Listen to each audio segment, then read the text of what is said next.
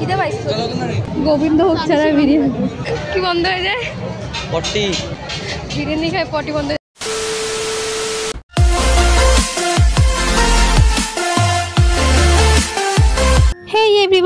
আজকে নিয়ে চলে এসেছি আমি পুজোর ব্লগ নিয়ে। অনেক লেট হয়ে গেছে, কালী পুজো আসতে চলেছে, এখন আমি পুজোর ব্লগ দিচ্ছি। অনেক ব্যস্ততার কারণে আমি ভিডিওগুলো এডিট করতে পারিনি, আজকে ভিডিও এডিট করলাম তাই আজকে পোস্ট করছি। যাই হোক গাইস, আমরা কিন্তু বেরিয়ে পড়েছি। আজকে যাচ্ছি আমরা বাতকুল্লা। জানি আমাদের তারপর অনেক বড় মেলা হচ্ছে, তারপর আমরা বাতকুল্লা এসেছি ঘুরতে। তো আশেপাশে ঘুরতেই হয়। তোমরা কি একটা জিনিস নোটিস করেছো যে আমার জামা চেঞ্জ হয়ে গেছে? জামা চেঞ্জ হওয়ার কারণটা হচ্ছে যে আমরা আজকে কিন্তু বাতকুল্লার আসার কোনো প্ল্যানই ছিল না। তো আমরা বাতকুল্লা হঠাৎ করে আসি, তার জন্য আমার জামাও চেঞ্জ হয়ে যায়, কারণ এই আউটফিটটা আমি বাতকুল্লার যাওয়ার জন্যই রেডি করে রেখেছি। যাই হোক, এই জায়গাটা কিন্তু আমার অনেক ফেভারিট, কারণ এখানকার লাইটিং গুলো আমার খুবই ভালো লাগে। আমরা এখানে আগের বছরও এসেছিলাম, আর এখানে প্রসাদ বিতরণ করা হচ্ছিল, বাট এইবার দেখলাম যে কোনো লোকজন নেই। জানি না কেন লোকজন নেই, বাট এখানে একটু মায়ের দর্শন করে নাও। দেখো এদিকে আমরা ফার্মেসিতে দাঁড়িয়েছিলাম ব্যান্ডেজ নেওয়ার জন্য, কারণ তোমাদের তারা নতুন জুতো পরার কারণে পায়ে ছালা পড়ে যায়। বলতে বলতে প্রথম প্যান্ডেল চোখে পড়লো। আমরা কিন্তু কোনো প্যান্ডেলেই ঢুকিনি, শুধু বাইরের থেকে দেখেই চলে যাচ্ছি। মেলা তো দেখাই হয়, কিন্তু এর মধ্যে কিছু কিছু বিউটিফুল মোমেন্টস থাকে। দেখো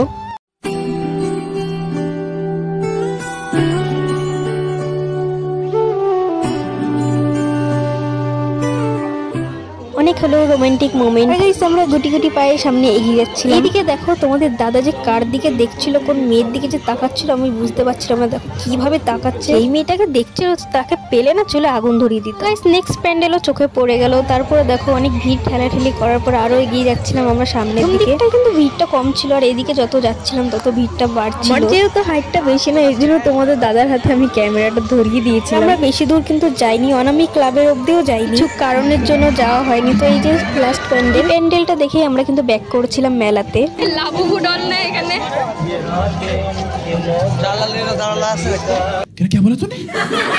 তোমাদের দাদা যে মাঝে মাঝে কি আবল তাবল বকে বুঝি না বাবা। আমরা কিন্তু মেলার মাঠে চলে এসেছি, এখন আমরা যাবো ভিতরের দিকে।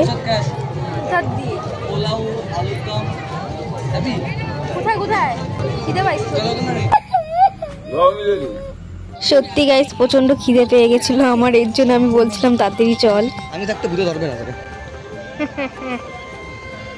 ঠাকুর দেখতে দেখতে মনের মধ্যে ভূত চাপিয়েছে, এখন শ্মশানে আইছে তাই না? তো গাইস ওই যে সামনে যেটা দেখতে পাচ্ছ ওখানেই পোড়ানো হয়।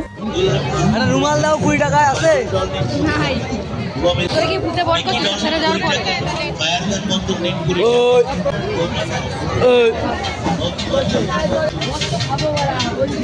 হ্যাঁ মত তো খাবো। কোথায় খাবি? চ কত দিতে হবে? 200? কোনো ব্যাপারই না, মানি ব্যাগ দিয়ে 500 বের করে দিয়ে দেবো। গোবিন্দভোগ ছাড়া বিরিয়ানি কি বন্ধ হয়ে যায়? পটি বিরিয়ানি খাই পটি বন্ধ হয়ে যায়। বেচারা কি সুন্দর ঘুমাচ্ছে না? এই বন্ধু রিল্যাক্স ওঠ রে, তোর বাড়ির লোকজন আইছে। চলে আসছি আমরা খাওয়া দাওয়ার এখানে খাওয়া দাওয়া করার জন্য।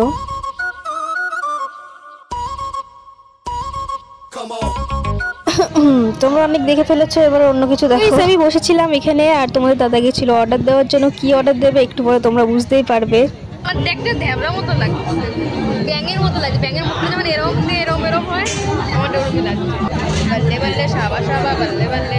এই যে সেই বিখ্যাত গোবিন্দভোগ চালের বিরিয়ানি, যেটা খেয়ে 2 দিন পটি বন্ধ হয়ে গেছিল আমাদের। শোনা এটাই বাস্তব ছিল। আমরা খাওয়া দাওয়ার পরে কিন্তু চলে আসি আমাদের তাহিরপুরে সেই বড় মাঠে। এখানে কিছুক্ষণ ঘোরাঘুরি করার পরে আমরা আবার এখান থেকে বেরিয়ে আসি বাড়ির দিকে যাওয়ার জন্য। একবার দেখো গাইস কত ভিড়, এত রাত হয়ে গেছে তারপরও ভিড়। আমরা গুটি গুটি পায়ে সামনে এগিয়ে গেলাম, আর এখানে দেখো এই প্যান্ডেলটা দেখার জন্য কত লাইন লেগেছিল। তখন কিন্তু রাত বাজে হচ্ছে 12টা, পুরো পাক্কা 12টা বাজে। তখন আমরা ঘুরে বেড়াচ্ছিলাম।